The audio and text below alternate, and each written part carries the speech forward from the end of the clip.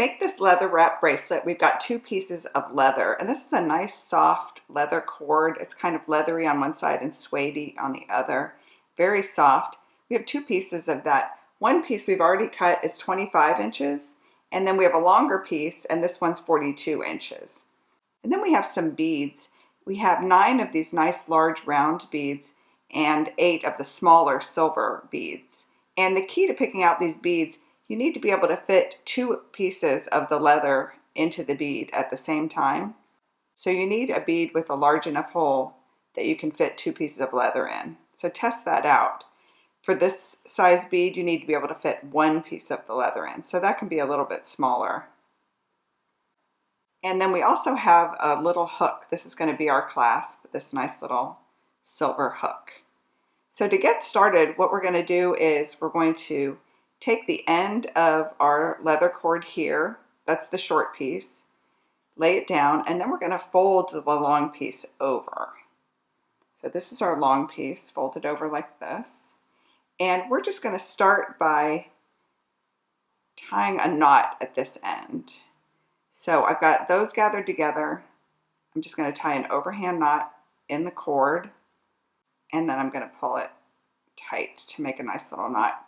This is the loop that our hook is going to grab onto, so it doesn't need to be too big here. I'm going to slide it up a little bit and tighten it up a little bit. And that's going to be the end of our bracelet.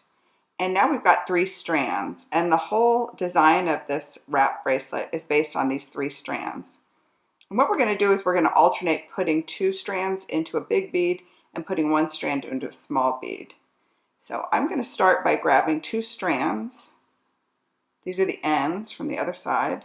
And I'm going to start with a big bead. 9 of these, 8 of these. So we start with this one because we're going to start and finish with the large bead. And I'm just going to feed both ends in. You might think that you want to put the ends together to feed them in. And I found that they kind of block each other's way through the hole. And it's a little bit easier to stagger it like this, where one is a little bit longer than the other, to feed them in. And if you need to, you can use like a wooden skewer to help you get those cords through there. And so I'm going to pull those cords in. I'm going to slide this up to the beginning. And now with my other piece, I'm going to slide these 2 pieces up here, and with this piece, I'm going to slide this through the single cylinder bead. So now we've got 1 bead on 2 strands and 1 bead on 1 strand. I'm going to move this strand over. It went through the big bead here. I'm going to move it down to here. I'm going to take these 2 strands and feed them through a large bead. I'm going to alternate which cords go through the big bead and which go through the small bead. So this one doesn't want to come out. Let's see if I can poke it. There we go. And sometimes if you get one, it'll bring the other with it. That's what that one just did. It's nice friction. So now I'm going to slide this bead up here, pull the cords taut, and now I put the single cylinder bead on the single cord that's over here.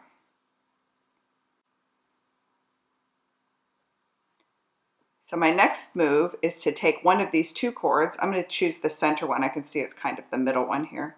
I'm going to move it over to that side, and I'm going to put these 2 ends, whoops, through the big bead. So I pull that. Let me just straighten my work out here so I can see what I've got. I slide up that big bead, and now I put a single on this single cord that's left over. And I'm just going to continue like this, putting 2 cords, one from before and one from the single, into a big bead, and then that single cord that's left over is going to go through the small bead. I'm going to do that all the way down to the end, and I'll show you how to finish that.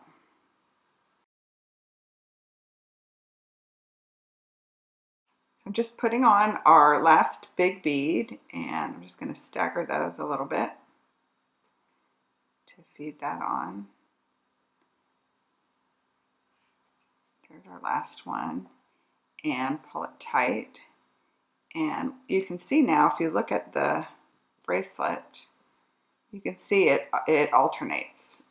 2 go in the big bead here, these 2, those 2, these 2, and then alternating these cylinders on 1 every other.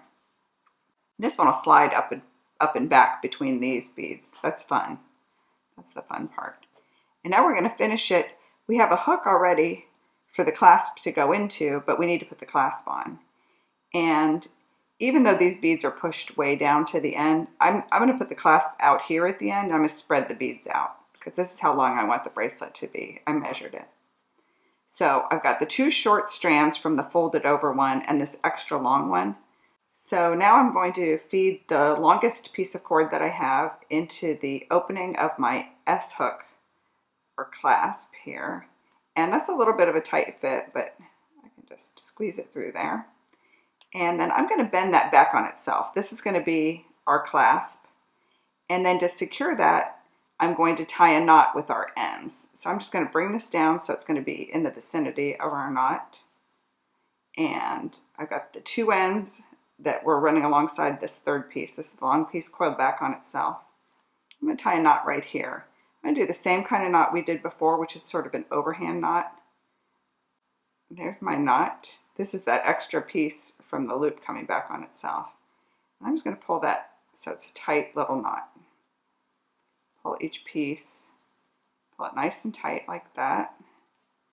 And then all we need to do are trim these ends, and I'm just going to trim it close here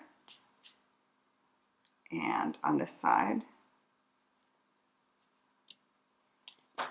And that's going to secure us on this end. And then I can spread my beads out a little bit throughout the bracelet. And then the fun thing about this boho wrap bracelet is that it wraps around.